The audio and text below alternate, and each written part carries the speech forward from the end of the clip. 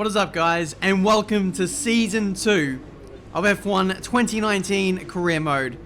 Actually, I'm lying. We're still in Season 1. This is the end result screen. So in a second, we're going to transition over to Season 2 pretty seamlessly, and we're going to see if the upgrades worked, but more importantly, see if Daniel Ricciardo is still at Renault. If he is left, I'm going to feel like that's a dagger to the heart, and I've been betrayed. Oh, thank God. Welcome back. I hope you're rested and ready for the new season. I don't think we really got the most out of the team last year. The car didn't really improve as I would have liked. Let's try and do better this time. Okay, Carl. Way to put a downer on things. I felt like I did really well with developing the car, thank you. 3 race wins, many podiums. But old mate here still ain't happy. Alright, let's see Renault in real life replicate that with half a season to go in the 2019 season. But welcome, guys, to Season 2. We have, a brand new car now, a brand new chassis. Essentially, that's what you would expect heading into a brand new Formula 1 season. All the upgrades have worked, so we can move into Season 2 fully knowing that we could potentially run up there with the front-running teams in Formula 1. Driver moves. Hulkenberg has gone to Haas, replacing Raikkonen. Magnussen going to Racing Point, replacing Sergio Perez. Perez goes to Williams. Russell gets dropped. And Raikkonen also goes to Williams, replacing Kubica. So both Williams drivers getting kicked out. And Williams, surprisingly, making huge gains in the development race. I was expecting them to take a massive hit in the performance chart in the winter break with all their engine upgrades, but no, they managed to consolidate all of them despite upgrading at a massive rate. So Williams, that is the success story of Season 1 and 2, and from here I could only see them going further forward. But yeah, anyway, I'm so happy to see Ricciardo still at the team. I had a little chat to him yesterday at Silverstone in real life, so I'm sure that little chat helped him stay at the team. But anyway, time for practice. Let's do this. I'm sure we're in for an exciting day of Formula 1 as you join us today in Melbourne. Any moment now, the drivers will take to the track for what should be a very interesting practice session. A bit like a rubber out on track. Try to take it easy for a couple of laps. Alright, so we have some big boy upgrades on the car. Let's see what they're like in practice. I say that as a two-pronged meaning, as in this practice session, but you see the results in theory, but this is also in practice, so you see what I did there. Anyway, we're going out there to see what this weapon can do for the track acclimatization program. Nothing really to be said in, gathering what the performance is going to be like, but what I found to be was a really good indicator, a good feeling, was that I literally got purple on all of the corners, right up until the last couple of corners where I kind of bottled it for myself. I was like, oh, am I actually going to do this? Am I going to get a full run of purples? But nah, I stuffed it up. But anyway, practice 2, I did a qualifying run, 21.8. Can't remember what the pole time was last season, but I'd imagine that time is probably faster than that. So, heading into qualifying, confidence is pretty darn high because, we were 1.2 seconds clear of everyone else in practice. So that is very, very interesting. The AI, of course, will get faster. How much will we improve by as well is another question that I certainly have. But yeah, the on-paper results of the car performance doesn't always tell the full story. So we could be already with a race-winning car right from the outset of Season 2. And if that is the case, wow. Let's go to qualifying. We're just about ready to kick off today's qualifying here in Melbourne. It's the Australian Grand Prix.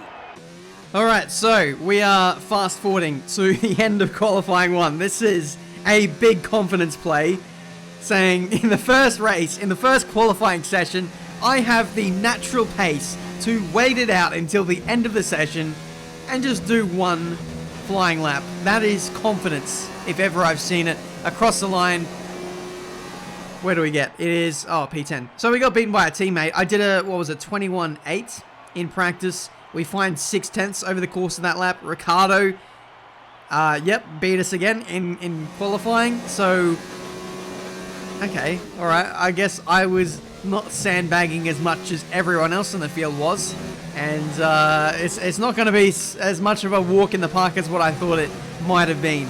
But regardless, in Q2, we've again gone for the strategy of waiting till the end of the session, waiting for the track to, you know, rubber in a whole lot more, and just minimizing the time spent on our qualifying tyres. I want to save 2 sets for qualifying 3, which I feel like we'll be able to make it through anyway, across the line, and it's P10 for this Australian Grand Prix. I know it says P10, but we're quite a way clear of Lucas Weber in P11. There is quite the performance gap between the top 5 teams and then the rest of the field.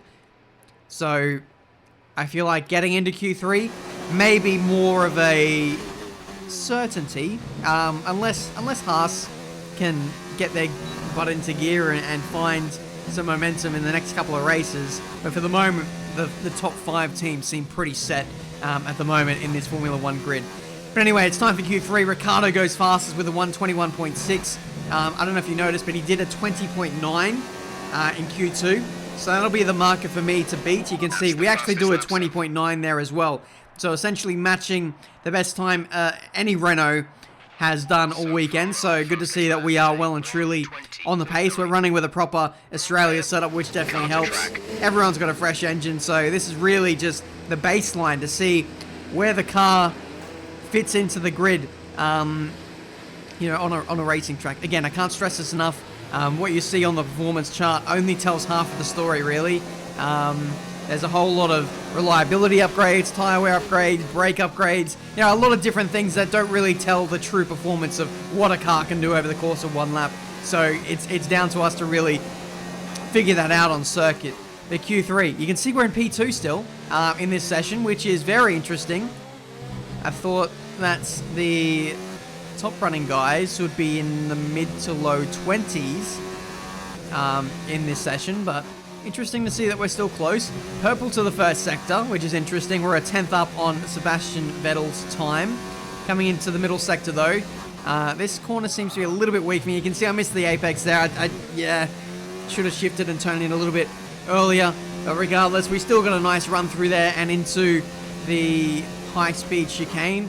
The car feels really nice through here. It's got a really good high-speed direction change, which is encouraging for, you know, some of the other circuits around the F1 calendar. Into the third sector.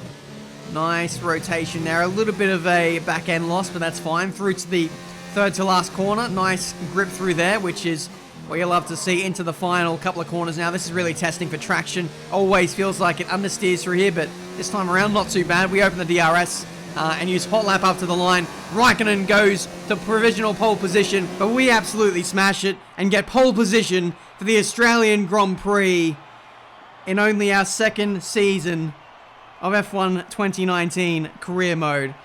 So that right there reaffirms to me that we have a very, very solid package for this season. However, it is time to maybe up the difficulty. We went to 110. So I don't know if we're going to get absolutely swamped in the race or not, but given the fact that we got pole in a Renault when we're not the best car, maybe a difficulty change is required. I ran 110 in the first episode last season, so let's do it again this time, a bit more prepared. Let's see if we can hold on. They say that even a second is an eternity in Formula 1, so going 4 winter months with no racing at all has seemed a very long time indeed. We're back though in Melbourne, home of the Australian Grand Prix since 1996. I'm joined today in the commentary box, as I will be throughout this season, by a great racing driver, former F1 competitor, former world champion, and as he tells me all too often, an all-round top chap. It's the one and only Anthony Davidson. And tell me, here we are, first Grand Prix of the season, first time racing these cars. What are the big questions that need to be answered here, in your view? Oh, thanks, Crofty. It's a real privilege to be here, and I can't wait to see what's in store for us this season. Now, to answer your question, one of the biggest things is reliability. Formula 1 cars are full of very sophisticated but also very sensitive technology, and this first Grand Prix of the season is going to push them to the limits. So the most important thing today is to stay out of trouble, get to the end of the race and keep everything in good condition. Great start to the season. Let's convert this pole into a win. Thanks, Jeff. If we can win today, then I've got to say that'll be my greatest achievement in terms of career mode ever. Winning on 110 on this game just pales in comparison to what it would in the past, because the AI is so much faster this year. But here we are for the first race of Season 2. This is the beginning of a new era, potentially, in Renault. It's yet to be seen. I was running with 107 difficulty, like you guys saw. That's how we ended the season in Season 1. But here we turn up and get pole. That is odd. Is this a underperforming track for the AI? Am I really good around here? Historically, no. I'm not really amazing at Australia, I won't lie. So it did come as a surprise to me to find out that we got pole position. So difficulty has been raised to the maximum, but if we get absolutely smashed in this race, then it's back to the drawing board, I suppose. We're going for the min fuel strategy. You guys know all about that. But here we are for my home race. If I could win this, that would be bloody amazing. We've got a Williams third place on the grid. It seems like the move for Raikkonen and Perez to Williams has been somewhat of a masterstroke. Raikkonen moving away from Alfa Romeo when they were a sinking ship, going to Haas mid-season was a brilliant move for him, and then he stepped up again with this move to Williams. So Raikkonen could well be a championship threat in this season of career mode. The development is about to get crazy, and we need to keep tempo. But now it's time for the first race. All the talking is done, and now it's time to get some racing in. 5 red lights, and away we go for the second season of F1 2019 career mode, and the Australian gets a complete Mark Webber start.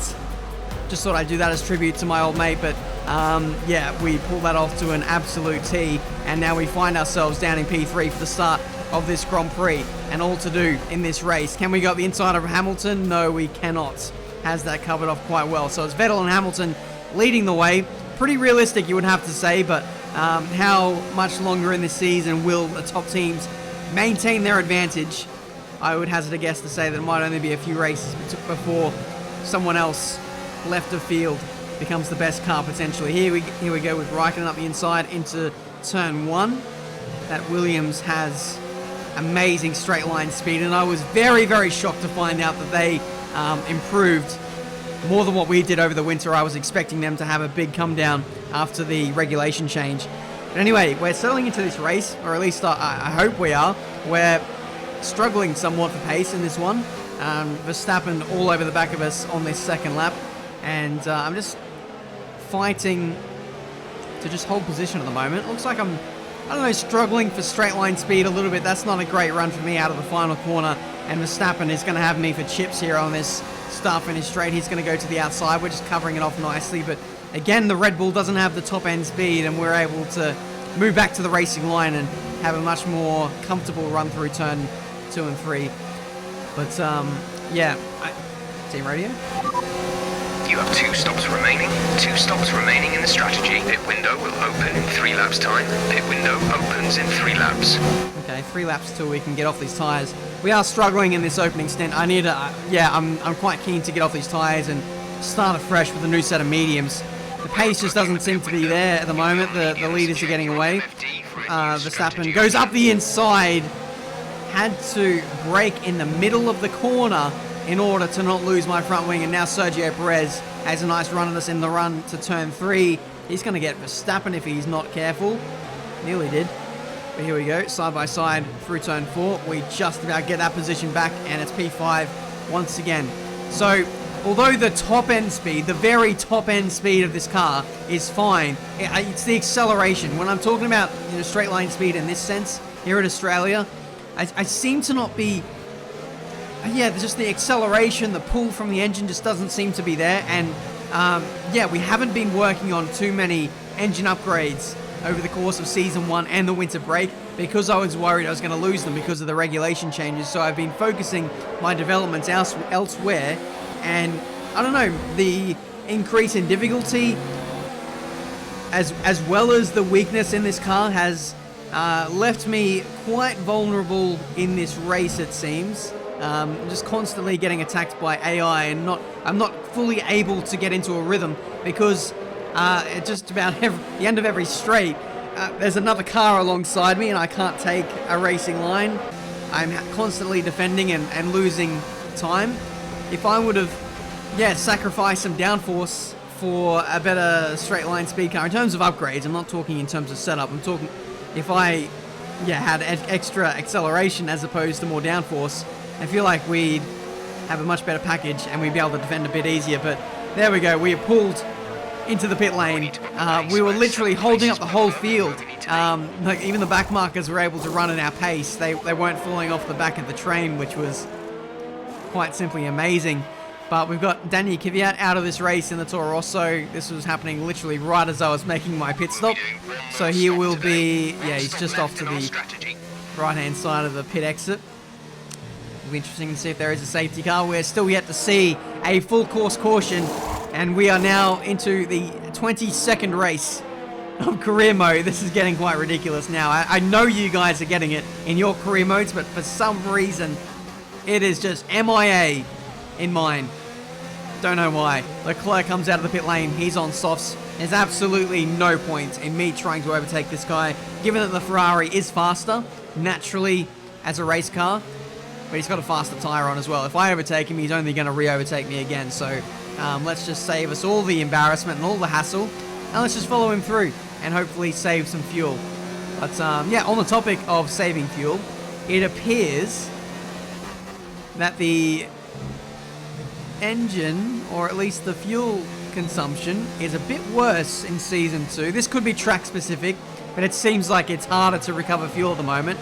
And I seem to be struggling with that somewhat.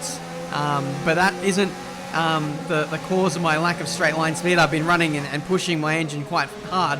But now we actually need to run in lean revs quite a bit to get to the end of this race. And that's only going to make me a bit weaker at the back end of this race. But let's see. We're going aggressive here on Lando Norris. He has some front wing damage, I think. We're able to go cleanly around the outside of him. Leclerc now attacking Kimi Raikkonen now on the start-finish straight. He goes up the inside. Raikkonen with the nice switchback stays calm and gets the position back, which is nice to see. These guys are just up the road, so if they can continue to squabble, we might be able to get into the fight here. More people are stopping here on lap 12.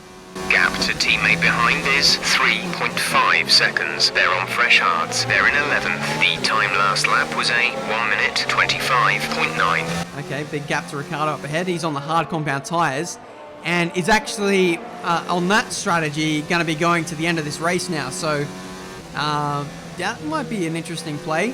Getting himself out of sync, getting himself into some clear air. The majority of the field are doing a two-stop today, so Ricciardo might be able to pull that one off quite nicely as Bottas goes up the inside into turn 1. Freshly made his stop, and he's on the hards too, so another one of those guys who will be going to the end of the race. We still need to make one more stop in order to make it to the end. It was actually quite close between the 1 stop and the 2. I decided to go on the 2 on the basis of the 2 stop being slightly faster, but then you have the benefit of going on softer tyres and you have so much more confidence, and to go with that as well, a much higher chance of getting the fastest lap being on a faster tyre compared to the hard. But anyway, again, pace isn't great, but it seems to be somewhat more respectable in this stint of the race on the harder compounded tyre. We can see Nico Hülkenberg attacking us quite hard through the first sector, and again he's got a nice run on us here up to the high speed chicane. He's looking for an avenue left and right, can't really find one there, but yeah, it just seems no matter what team we're up against, straight line speed just isn't that great.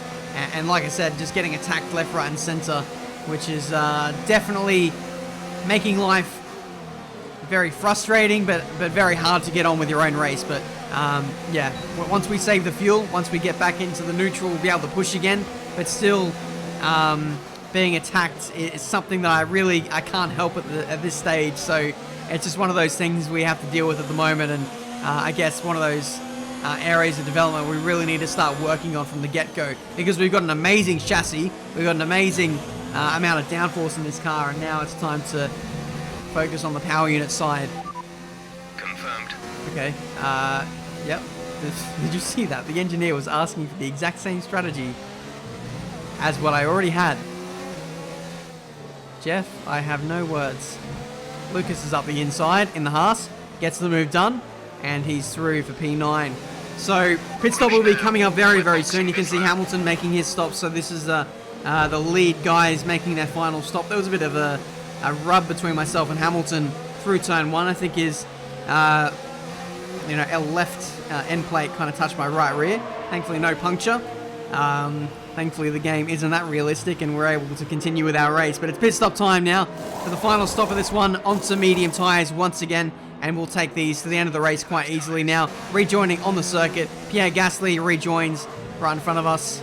And yeah, we'll have to claw back some positions to get into the points once again in this race. So yeah, the ball is essentially now in our court to try and chase down the people who are on older tyres than us in front, being on the 2-stop, but also the 1-stop runners who are also going to be really slow. So this is going to be a big game of cat and mouse here, which you can see kind of unfolding now in front of us as Hulkenberg looking for an avenue on Pierre Gasly, I think. Lucas Weber getting in the mix. Gasly is behind me, so I don't know what I'm talking about. But meanwhile, we have caught up to this train quite massively. We got the inside of Hulkenberg, and he leaves the space, thankfully. Trying to go around the outside.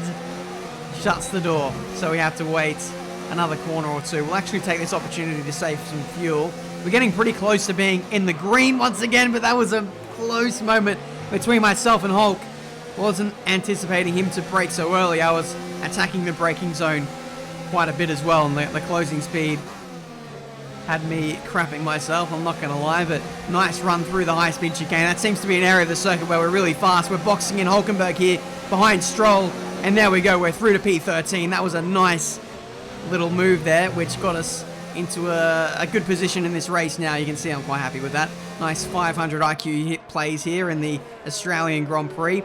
Meanwhile, we cut back to the front, and Daniel is absolutely checking out up front. I think he's in P4 in this race and is looking good for some early ascendancy here at Renault. But meanwhile, back in number 2 driver land, we're trying to overtake an Alfa Romeo, which again is one of the backmarker class of cars, so the quicker we can disassociate ourselves with one of them, the better for us. Max Verstappen is out of the Grand Prix, gives us a slight hope of us getting into the points now with 4 laps left to go in this race. But it's just, the race has just not turned out the way that I thought it would. It turns out that the 1-stop is looking quite OP for the AI. We're really just not making the gains that I thought we would make. We're slowly getting stronger and stronger as the race goes on, chipping away at our, personal best, which is nice. And, now that we're not getting attacked, we can, kind of show what our pace is like to some degree. But I feel like the damage has already been done in the first stint. Hamilton takes out the first race here in Australia. Mercedes get a 1-2 in a race where they're the 3rd best car. They're miles better than Ferrari, and Ferrari are nowhere in this one. But for us, going from pole position to no points in a mistake-free race, that hurts. Okay, pick up rubber and bring it home.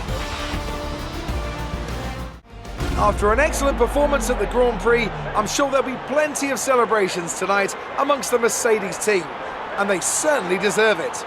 I think I made a mistake. I meant that Ferrari are miles better than Mercedes, but somehow Mercedes have come away with a 1-2. Sorry for the confusion there. It is very late. I've been going to Silverstone the last 2 days. I'm absolutely knackered, but I'm glad that I will be able to get this video out in time. But yeah, for me, what do I say? That was just a very frustrating race from my part. You look at my fastest lap, I think that's the greatest thing to tell. Me up against like Charles Leclerc, matched him. Same strategy and everything. We were up there with a Ferrari, but yeah, the first stint really just sent us backwards, to be honest. Just getting constantly attacked by AI. The people that then overtook us left us for dead, and the pace was somewhat similar to the end of the race, so all the time was kind of lost there. Ricciardo had a good race, P6, so some solid points for him. But, yeah, it's an odd one. You know, obviously, you can put it down to moving it to 110 difficulty. Even just one click of higher difficulty seems to make a lot of difference. And I don't know if it's this game or if this has always been the case, but I never really play around with the difficulty, but this year I'm having to. When I move it by one click, it's crazy, let alone moving it up by 3 clicks, which we did from qualifying to the race. Thought we'd be covered off. But anyway, the reason why I mentioned that is because maybe the AI's straight line speed got better, or their battery was able to run in hot lap. I don't know how Codemasters code in how they give the AI more pace magically from, 107 to 110. But if it is straight line speed, then that has somewhat exposed a bit of a problem that we had in our car anyway, and it made us very, very weak in this race, to the point where we just went backwards.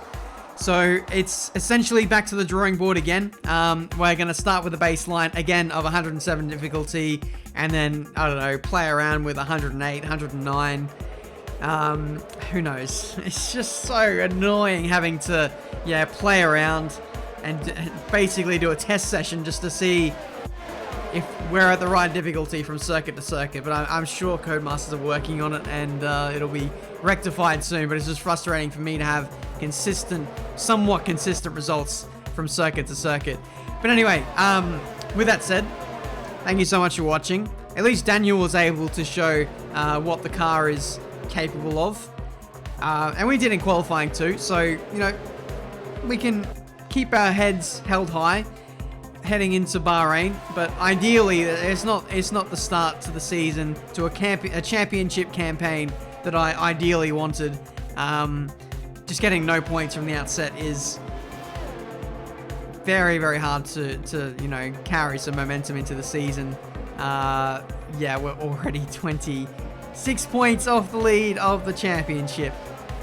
So yeah, we got some work to do.